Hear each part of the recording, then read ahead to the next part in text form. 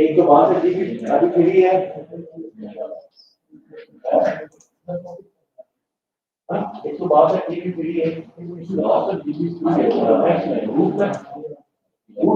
Root में देख रहा हूँ, रूट में 162 रूट तो देगा, रूट में 45 है, रूट में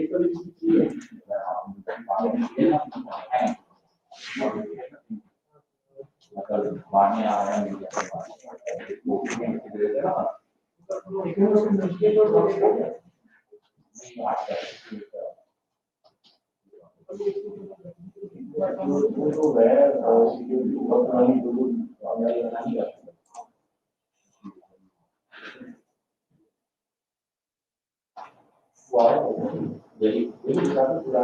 पार्ट नंबर और हार्डवेयर का पार्ट नंबर वो बड़ा होता है, वो model number serial number type में होता है, मतलब उसी को बोलते हैं क्या? मॉडल नंबर देखो ये पार्ट नंबर सीरियल भी part number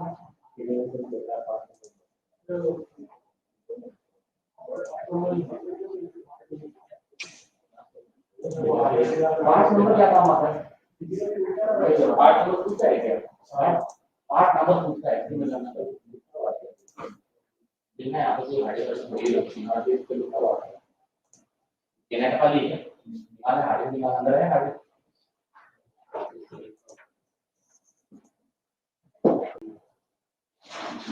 years it failed. Allocation of 60,000 crores of rupees has been made with an aim to cover 3.8 crore households in 2022 and 23. In 22-23, 80 lakh houses will be completed for the identified eligible beneficiaries of the PM Awas Yojana, both rural and urban. 48,000 crores is allotted for this purpose. The central government will work with the state governments for reduction of time required for all land and construction related approvals, for promoting affordable housing for middle class and for the economically weaker sections in urban areas. We shall also work with the financial sector regulators to expand access to capital along with reduction in cost of intermediaries. A new scheme, Prime Minister's Development Initiative for the Northeast, will be implemented through the Northeastern Council. It will fund infrastructure in the spirit of PM Gati Shakti and social development projects based on felt needs of the Northeast. This will enable livelihood activities for youth and women, filling the gaps in various sectors. It will not be a substitute for existing central or state schemes. While the central ministries may also post their candidate projects, priority will be given to those posted by the states. An initial allocation of 1,500 crores of rupees will be made, and the initial list of projects is given in Annexure 1 of my speech. Our vision to improve the quality of life of citizens in the most backward districts of the country through Aspirational Districts program has been translated into reality in a very short span of time. 95% of those 112 districts have made significant progress in key sectors such as health, nutrition, financial inclusion, and basic infrastructure. They have surpassed even some of the state average values.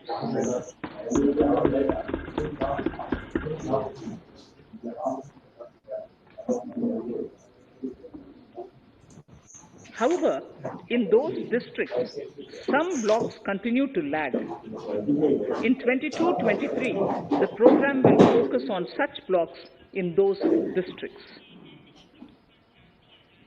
Border villages with sparse population, limited connectivity, and infrastructure often get left out from the development gains. Such villages on the northern border will be covered under a new Vibrant Villages program.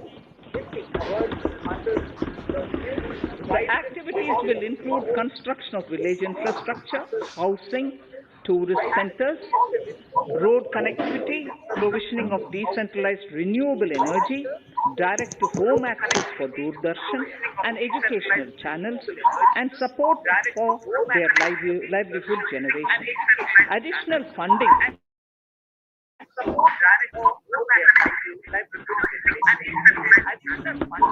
for these activities will be provided, find their outcomes and monitor them on a constant basis.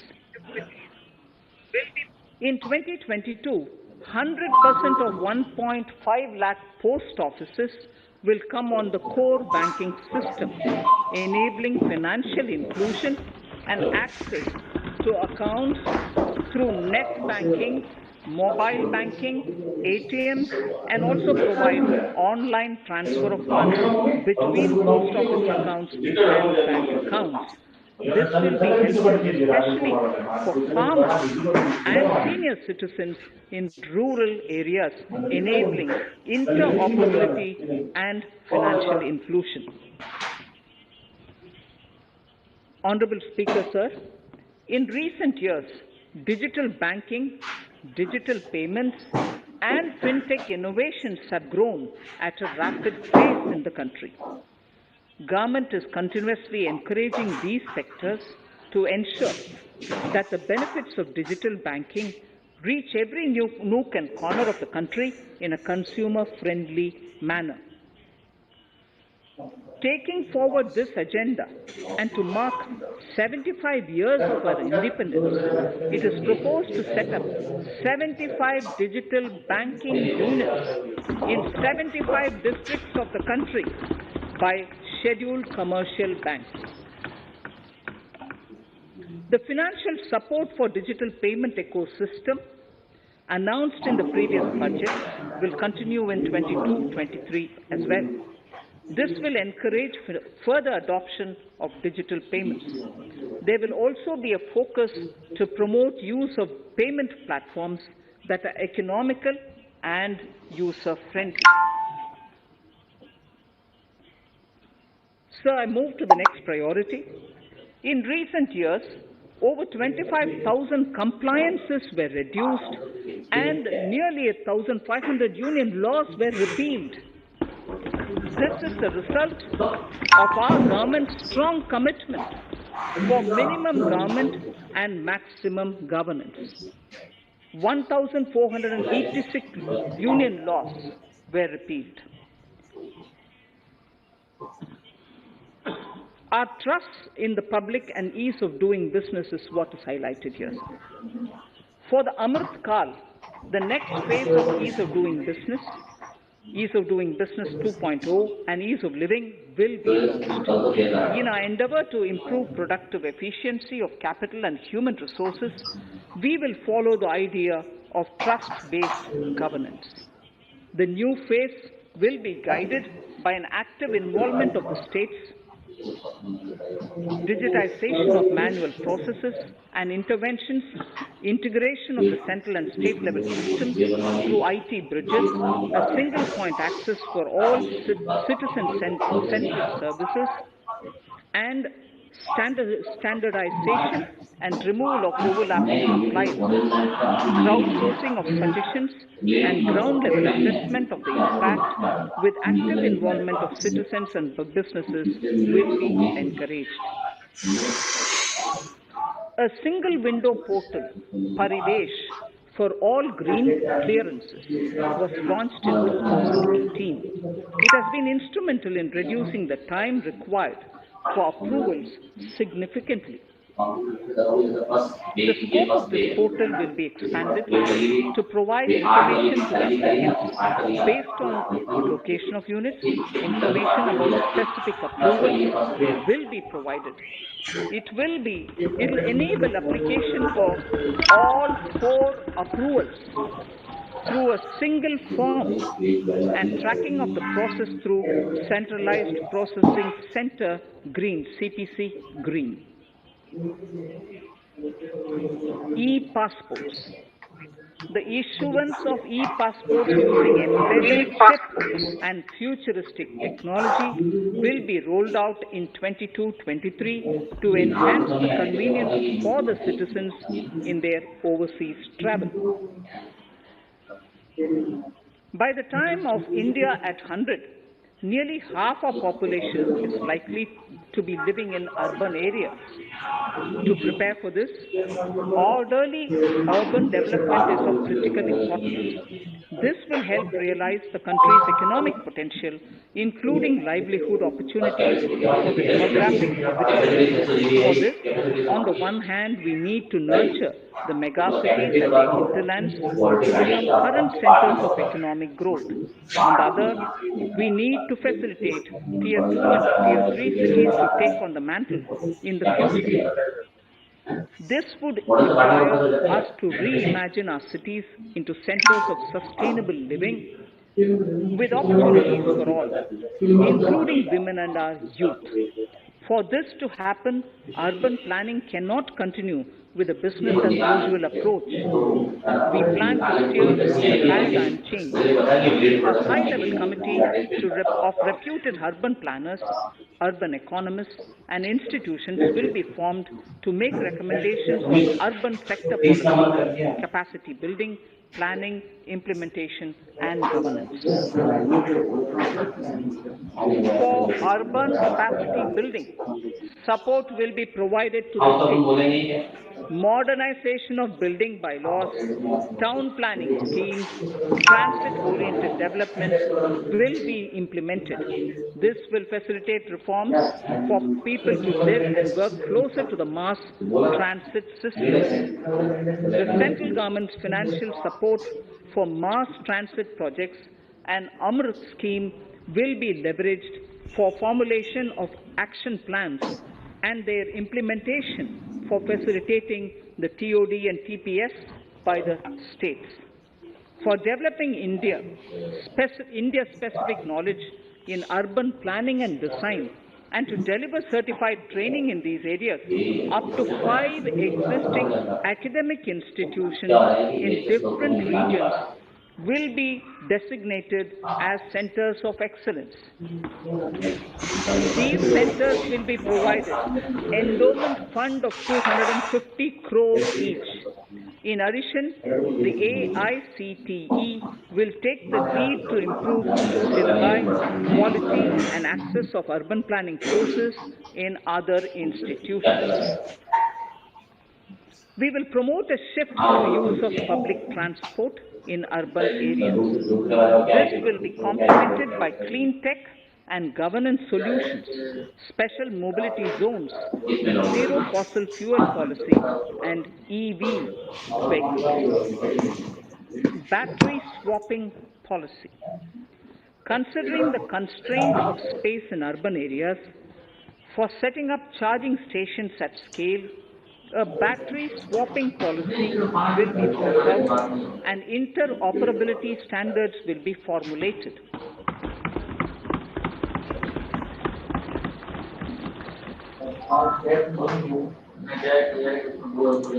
The private sector will be encouraged to develop sustainable and innovative business models for battery or energy as a service. This will improve efficiency in the EV ecosystem. Efficient use of land resources is a strong imperative. States will be encouraged to adopt unique land parcel identification number to facilitate IT-based management of records. The facility for transliteration of land records across any of the Schedule 8 languages will also be rolled out. The adoption of linkage with National Generic Document Registration System (NGDRS) with the One Nation One Registration software will be promoted as an option for uniform process of registration and anywhere registration of deeds and documents. Necessary amendments in the code IBC will be carried out to enhance the efficiency of the resolution process and facilitate cross-border insolvency resolution. Accelerated corporate exit. Several IT-based systems have been established for accelerated registration of new companies. Now the Center for Processing Accelerated Corporate Exit, CPACE, will process re-engineering, will be established to facilitate and speed up the voluntary winding up of these companies from the currently required 2 years to less than 6 months. Government procurement. Government rules have recently been modernized for the needs of Amrit Kal. The new rules have benefited from the inputs from various stakeholders. The modernized rules allow use of transparent quality criteria besides cost and evaluation of complex tenders. Provisions have been made for payment of 75% of running bills mandatorily within 10 days and for encouraging settlement of disputes through conciliation. As a further step to enhance transparency and to reduce delays in payments, a completely paperless, end-to-end online e-bill system will be launched for use by all central ministries for their procurements. The system will enable the suppliers and contractors to submit online their digitally signed bills and claims and track their status from anywhere. To reduce indirect costs for suppliers and work contractors, the use of surety bonds as a substitute for bank guarantee will be made acceptable in government procurements. Business such as gold imports may also find this. IRDAI, insurance regulator, has given the framework for issue of surety bonds by insurance companies. AVGC Promotion Task Force. The animation, visual effects, gaming, and comic, the AVGC sector, offers immense potential to employ youth. An AVGC Promotion Task Force with all stakeholders will be set up to recommend ways to realize this and build domestic capacity for serving our markets and the global demand. Telecommunications in general and 5G technology in particular can enable growth and offer job opportunities. Required sectoral auctions will be conducted in 2022 to facilitate rollout of 5G mobile services within 2022-23 by private telecom providers.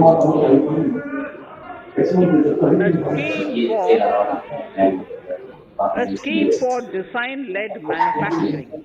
will be launched to build a strong ecosystem for 5G as part of the production linked incentive scheme. To enable affordable broadband and mobile service proliferation in rural and remote areas, 5% of annual collections under the Universal Service Obligation Fund will be allocated. This will promote R&D and commercialization of technologies and solutions. Our vision is that all villages and their residents should have the same access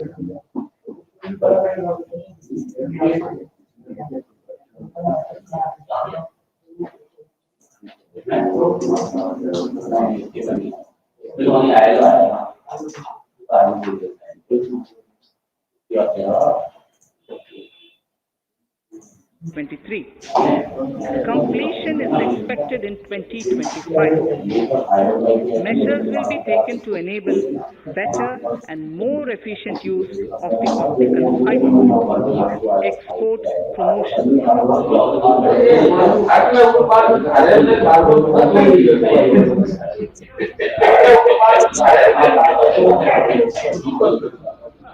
The will be replaced by that will enable the states to become partners in development of enterprise and service hubs. This will cover all large existing and new industrial enclaves to optimally utilize available infrastructure and enhance competitiveness of exports. Atmanirbharta in defense. Our government is committed to reducing imports and promoting Atmanirbharta in equipment of armed forces. 68% of the capital procurement budget will be earmarked for domestic industry in 2023, up from 58% in 21-22. Defense R&D will be opened up for industry, startups, and academia, with 25% of defense R&D budget earmarked.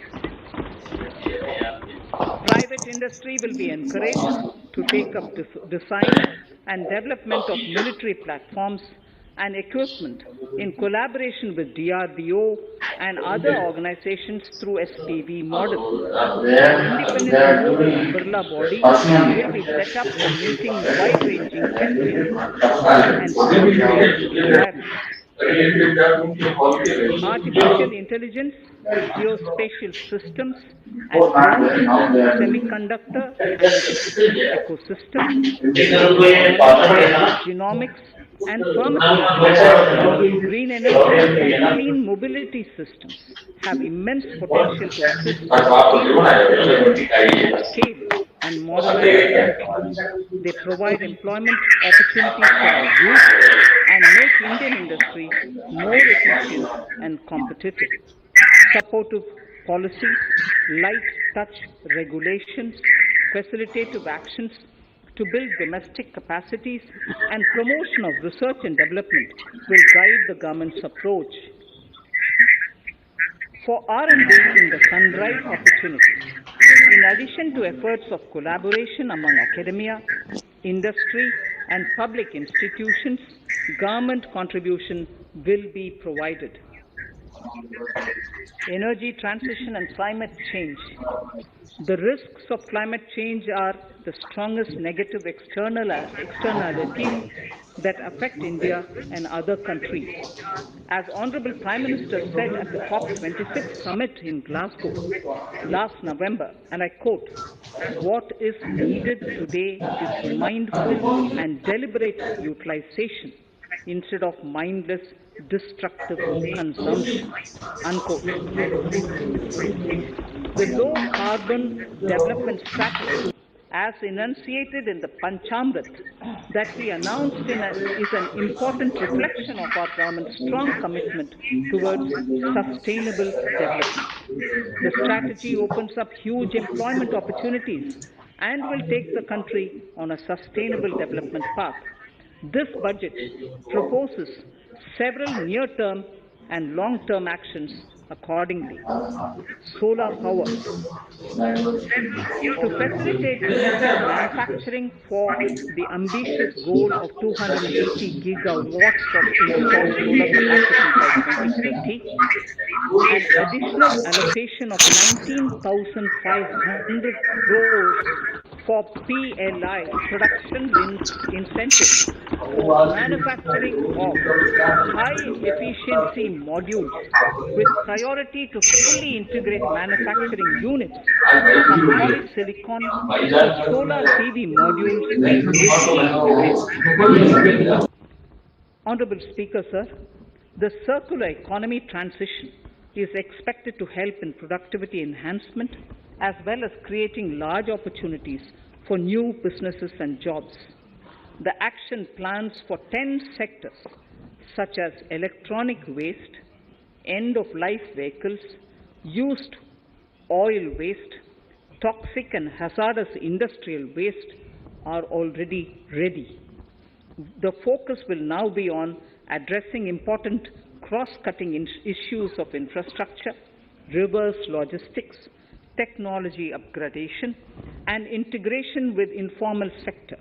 This will be supported by active public policies covering regulations, extended producers' responsibilities, framework, and innovation facilities. 5 to 7% biomass pellets will be co-fired in thermal power plants, resulting in carbon dioxide savings of 38 MMT annually. This will also provide extra income to farmers and job opportunities to locals and help avoid stubble burning in agricultural fields. Saving energy is an important aspect of the energy management. Hence, energy efficiency and savings measures will be promoted. This will be done in large commercial buildings through the energy service company business model. It will facilitate capacity building and awareness for energy audits, performance contracts, and common measurement of and verification protocol. 4 pilot projects for coal gasification and conversion of coal into chemicals required for the industry will be set up to evolve technical and financial viability. The policies and required legislative changes to promote agroforestry and private forestry will be brought in. In addition, financial support will be provided to farmers belonging to scheduled castes and scheduled tribes who want to take up agroforestry. Honorable Speaker, I now move to the 4th priority, financing of investments. Capital investment holds the key to speedy and sustainable economic revival and consolidation through its multiplier effect. Capital investment also helps in creating employment opportunities, induced enhanced demand for manufactured input from large industries and MSMEs, services from professionals, and help farmers through better agri-infrastructure. The economy has shown strong resilience to come out of the effects of the pandemic with high growth. However, we need to sustain that level to make up for the setback of 2020-2021. As outlined in para 5 earlier, the virtuous cycle of investment requires public investment to crowd in private investment. At this stage, private investments seem to require that support to rise to their potential and to the needs of the economy. Public investment must continue to take the lead and prime the private investment and demand in 2022-23. Considering the above imperative, the outlay for capital expenditure in the Union budget is once again being stepped up sharply by 35.4% from 5.54 lakh crore in the current year to 7.50 lakh crores in 22-23. This has increased to more than 2.2 times the expenditure of 2019-20. This outlay in 22-23 will be 2.9% of the GDP. Effective capital expenditure. With this investment taken together with the provision made for creation of capital assets through grants and aid to states, the effective capital expenditure of the central government is estimated at 10.68 lakh crores in 22-23, which will be about 4.1% of the GDP. Green bonds.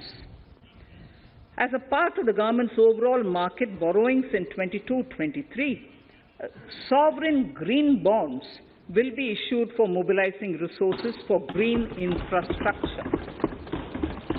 The proceeds will be deployed in public sector projects which help in reducing the carbon intensity of the economy. GIFT IFSC. World-class foreign universities and institutions will be allowed in the GIFT City to offer courses in the financial management, fintech, science, technology, engineering, and mathematics free from domestic regulations, except those by the IFSCA to facilitate availability of high-end human resources for financial services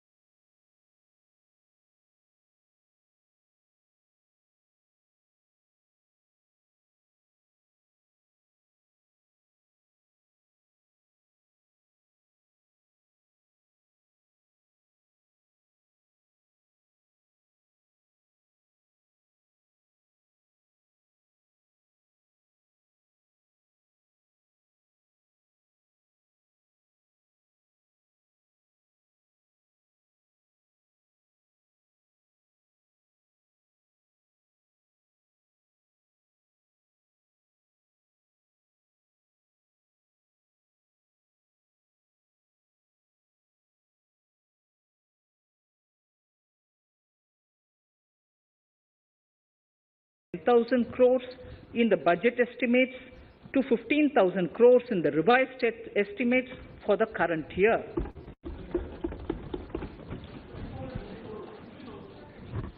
For 22-23,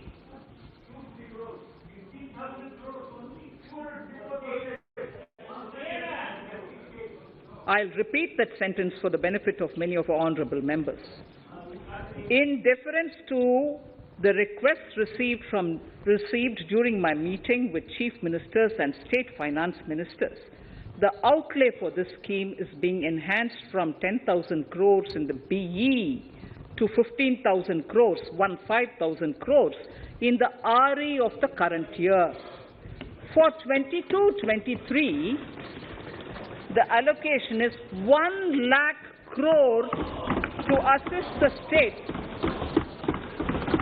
in catalyzing the overall investments in the economy. These 50-year interest-free loans are over and above the normal borrowings allowed to the states,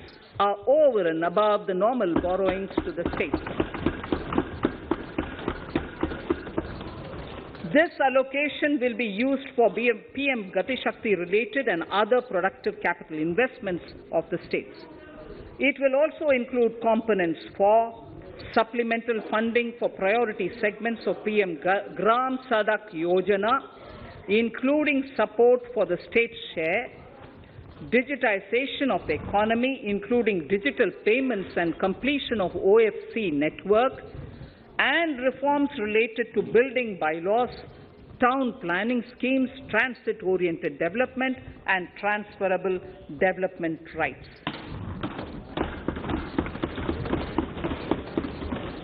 In 22-23, in accordance with the recommendations of the 15th Finance Commission, the states will be allowed a fiscal deficit of 4% of the GSDP, of which 0.5% will be tied to power sector reforms, for which the conditions have already been communicated in 21-22.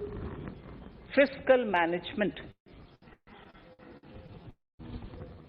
As against a total expenditure of 34.83 lakh crores of rupees projected in the BE 21-22, the revised estimate is 37.70 lakh crores. The revised estimate of capital expenditure is 6.3 lakh crores of rupees. This includes an amount of 51,971 crores towards settlement of outstanding guaranteed liabilities of Air India and its other sundry commitments. Coming to the budget estimates, Honourable Speaker, sir, the total expenditure in 22-23 is estimated at 39.45 lakh crores, while the total receipts other than borrowings are estimated at 22.84 lakh crores of rupees.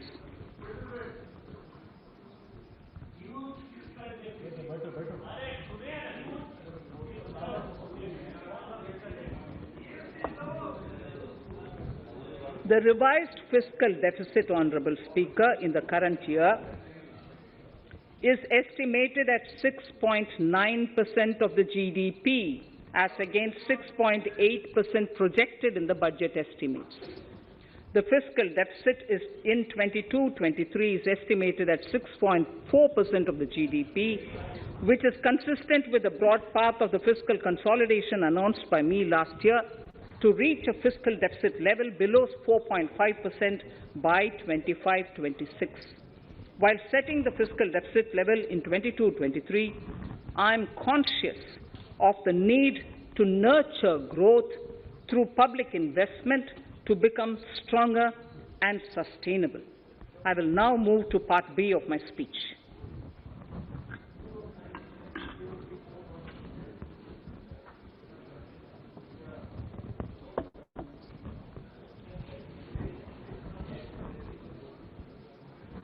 Direct tax. Honourable Speaker, sir, I take this opportunity to thank all the taxpayers of our country who have contributed immensely and strengthened the hands of the government in helping their fellow citizens in this hour of need. So I have brought in a little verse from the Mahabharata. I won't spend more time reading because I would like the speech to get enough time. However, the substance of it is the king must make arrangements for Yoga Kshema, which is the welfare of the populace, by way of abandoning any laxity and by governing the state in line with Dharma, along with collecting taxes which are in consonance with Dharma. This is Mahabharata Shanti Parva Adhyaya, Shloka 11 from 72. Drawing wisdom from our ancient texts, we continue on the path to progress. The proposals in this budget, while continuing with our declared policy of stable and predictable tax regime, intend to bring more reforms that will take ahead our vision to establish a trustworthy tax regime. This will further simplify the tax system, promote voluntary compliance by taxpayers, and reduce litigation. Introducing new updated return. India is growing at an accelerated pace, and people are undertaking multiple financial transactions. The Income Tax Department has established a robust framework of reporting of taxpayers' transactions.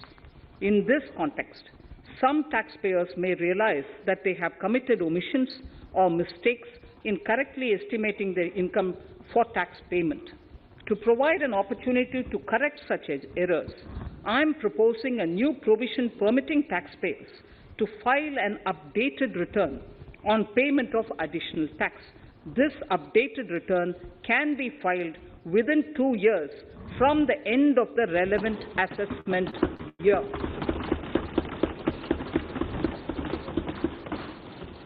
Honourable Speaker, sir, presently, if the department finds out that some income has been missed out by an assessee, it goes through a lengthy process of adjudication. Instead, with this proposal now, there will be a trust repost in the taxpayers that will enable the assessee herself to declare the income that she may have missed out earlier while filing her return. Full details of the proposal are given in the Finance Bill. It is an affirmative step in the direction of voluntary compliance.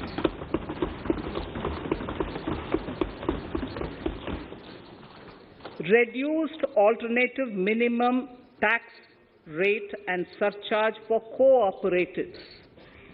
Currently, cooperative societies are required to pay alternate minimum tax at the rate of 18 and 1.5%.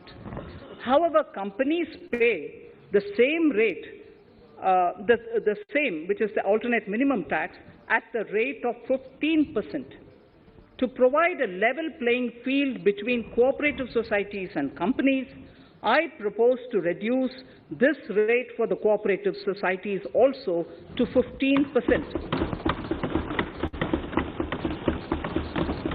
Honourable Speaker, sir, I also propose to reduce the surcharge on cooperative societies from the present 12% to 7% for those having total income of more than 1 crore and up to 10 crores. This would help in enhancing income of cooperative societies and its members who are mostly from the rural and from farming communities. Tax relief to persons with disability. The parent or guardian of a differently abled person can take an insurance scheme for such person. The present law provides for deduction to the parent or guardian only if the lump sum payment or annuity is available to the differently abled person on the death of the subscriber, that is the parent or the guardian.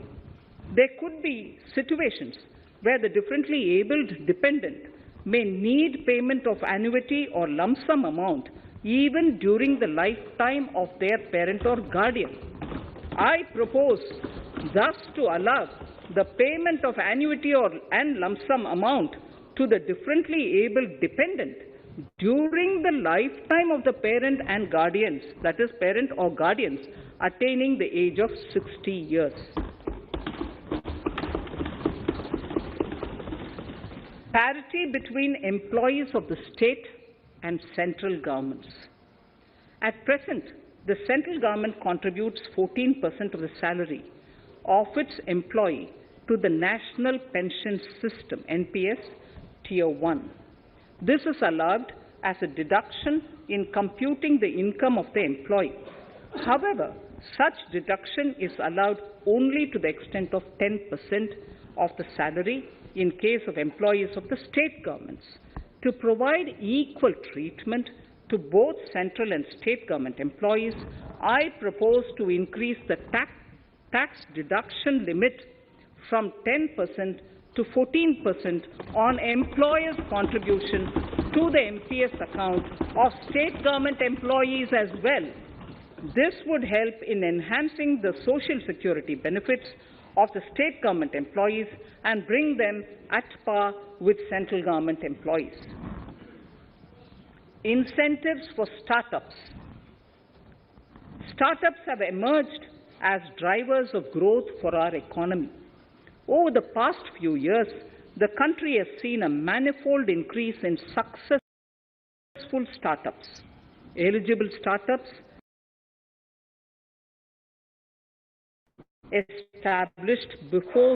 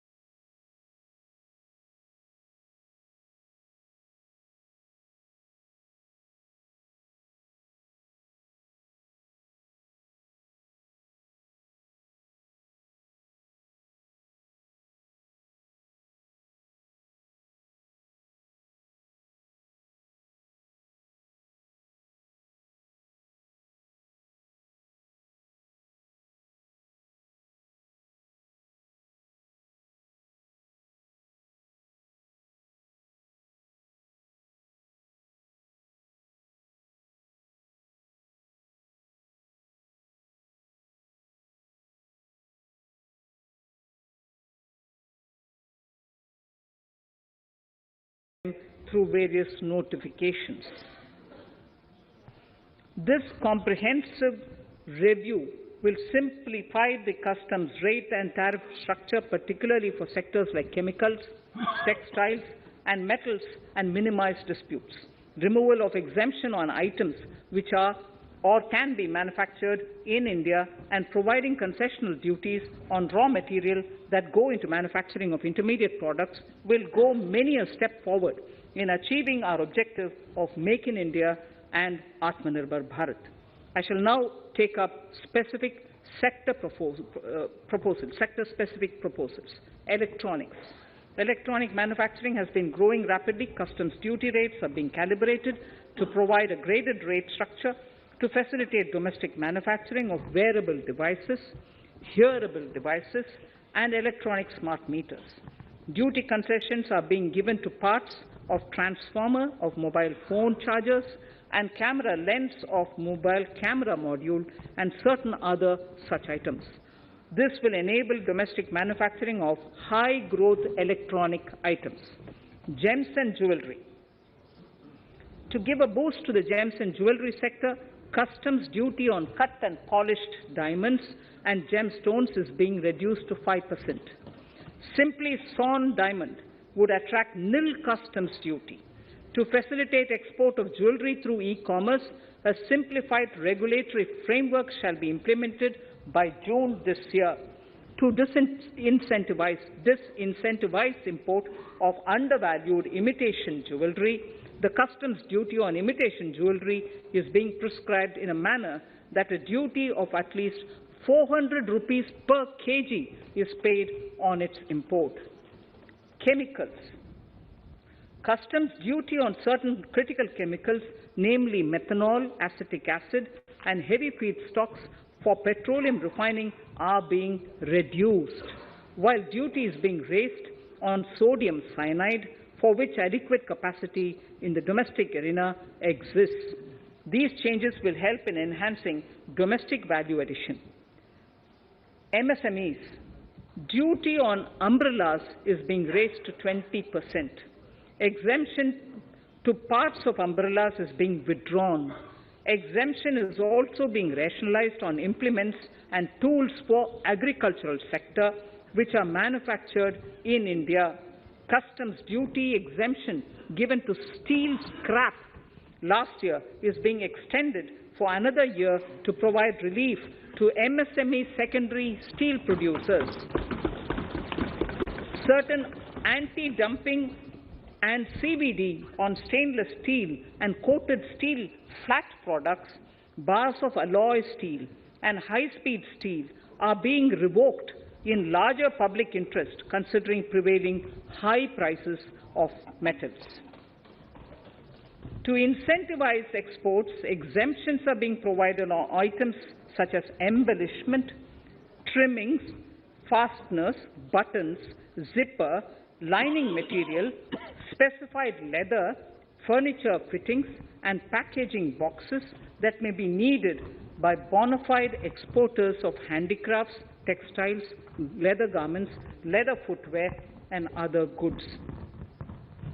Honourable Speaker, sir, duty is being reduced on certain inputs required for shrimp aquaculture so as to promote its exports. Tariff measure to encourage blending of fuel. Blending of fuel is a priority for this government. To encourage the efforts for blending of fuel, unblended fuel shall attract an additional differential excise duty of rupees 2 per litre from first day of October 22. A few other changes are being made in duty rates, customs, tariff and customs law, the details of which are there in the finance bill. Mr. Speaker, sir, with these words, I commend the budget to this august House. Thank you. Item number 2, Srimati Nirmala Sitharaman ji.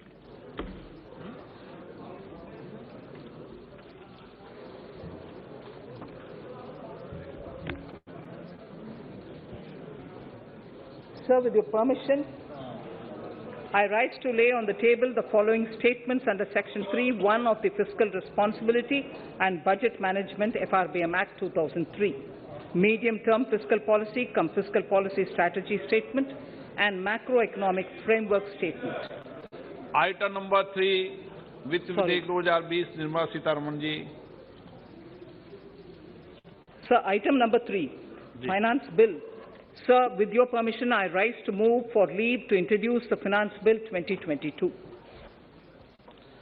प्रश्न ये कि वित्त विधेयक को पुनर्स्थापित करने की अनुमति प्रदान की जाए।